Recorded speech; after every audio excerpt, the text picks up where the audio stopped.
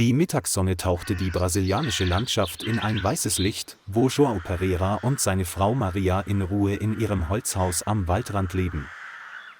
Die Luft war angenehm warm, die üppig grünen Bäume spendeten Schatten, und die Geräusche der Insekten vermischten sich mit der vertrauten Ruhe eines tropischen Mittags.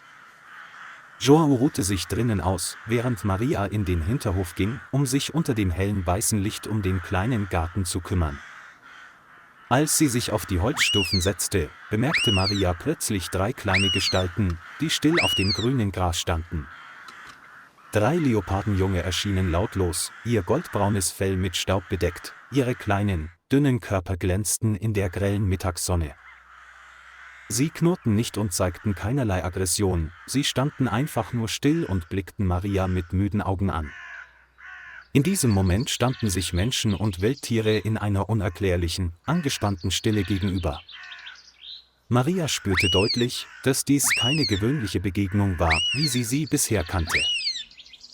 In der Mittagssonne schien die Zeit in diesem friedlichen Garten langsamer zu vergehen. Maria rannte nicht weg, sie machte einen kleinen Schritt zurück und blieb stehen, um einen sicheren Abstand zu den 3 Leopardenjungen zu wahren.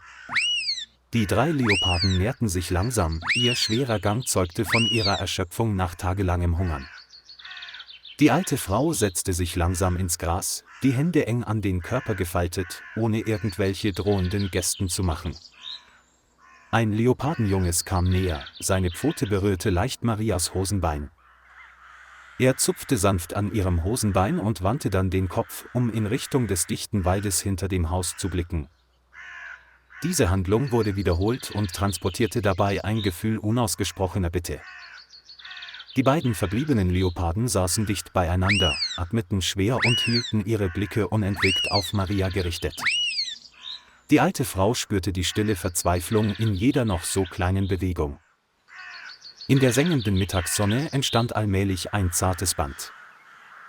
Vom Inneren des Hauses aus blickte João Pereira durch das Fenster und war überwältigt von dem Anblick, der sich draußen im Hof bot.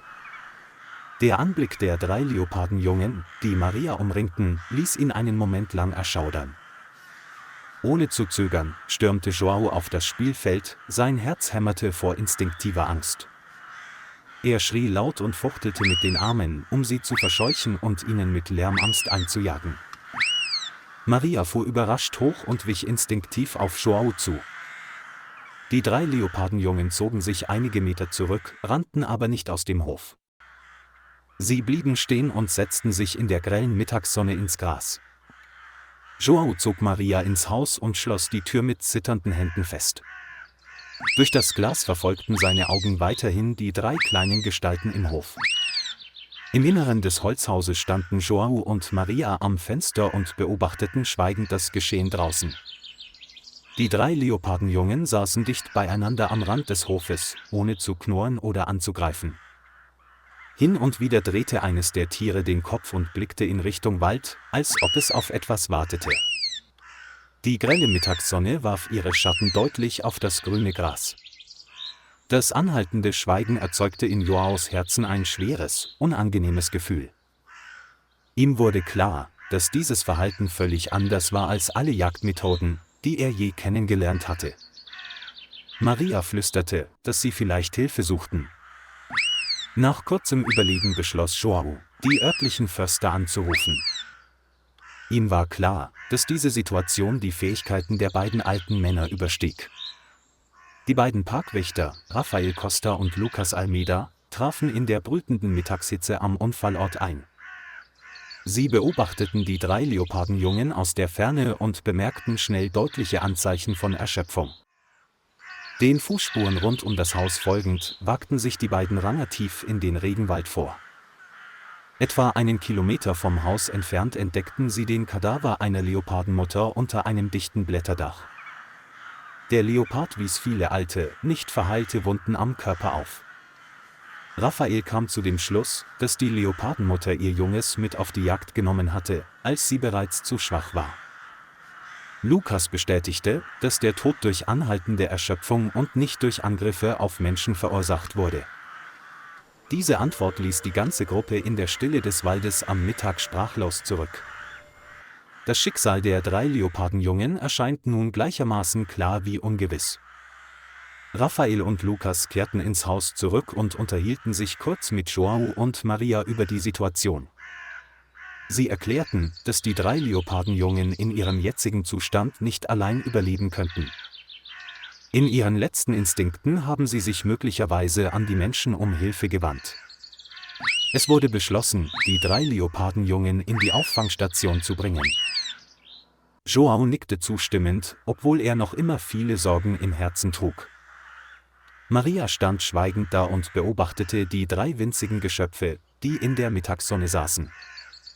Die Ranger bereiteten die Transportkäfige mit vorsichtigen und ruhigen Bewegungen vor. Die 3 Leopardenjungen folgten gehorsam den Anweisungen und leisteten keinen Widerstand. Im Hinterhof kehrte wieder Ruhe ein, nachdem der Abschleppwagen weggefahren war. In der Rettungsstation wurden die 3 Leopardenjungen von Tierärzten gründlich untersucht. Die Ergebnisse zeigten, dass sie nicht ernsthaft verletzt, sondern lediglich durch den längeren Hunger geschwächt waren.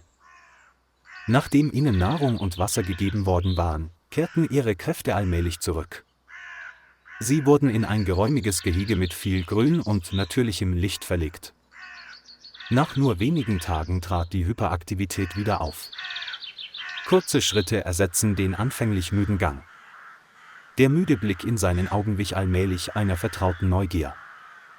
Raphael und Lukas beobachten seinen Genesungsprozess aufmerksam. In jeder noch so kleinen Bewegung beginnt Hoffnung zu keimen. Ein paar Wochen später wurden João und Maria zu einem Besuch der Rettungsstation eingeladen. Als sie vor dem Gehege auftauchten, wurden die 3 Leopardenjungen sofort aufmerksam. Sie näherten sich dem Zaun und gaben dabei vertraute kleine Geräusche von sich. Maria war gerührt, als sie sah, wie viel gesünder sie waren. Sie erinnerte sich an den Moment der Stille im Garten an jenem schicksalhaften Nachmittag. João stand neben seiner Frau und verspürte zum ersten Mal ein Gefühl der Erleichterung. Die anfängliche Angst wandelte sich in tiefes Verständnis. Raphael erklärte, dass sie sich sehr gut erholen. Das Treffen endete in einem seltenen Moment des Friedens. 3 Monate vergingen, und die 3 Leopardenjungen waren deutlich größer und kräftiger geworden. Sie wurden in ein naturnahes Trainingsgebiet im brasilianischen Dschungel gebracht. Raphael und Lukas begannen, ihnen grundlegende Jagdfertigkeiten beizubringen. Die Kluft zwischen Mensch und Tier vergrößert sich allmählich. Ihre wilden Instinkte werden durch jede Trainingseinheit geweckt. Sie lernen, zu beobachten, sich zu verstecken und sich miteinander abzustimmen. Das ultimative Ziel ist es, sie wieder in den Amazonas-Regenwald freizulassen. João und Maria beobachten das Geschehen einfach aus der Ferne und greifen nicht mehr ein. Sie begriffen, dass die Reise der 3 Leopardenjungen in ein neues Kapitel eintrat.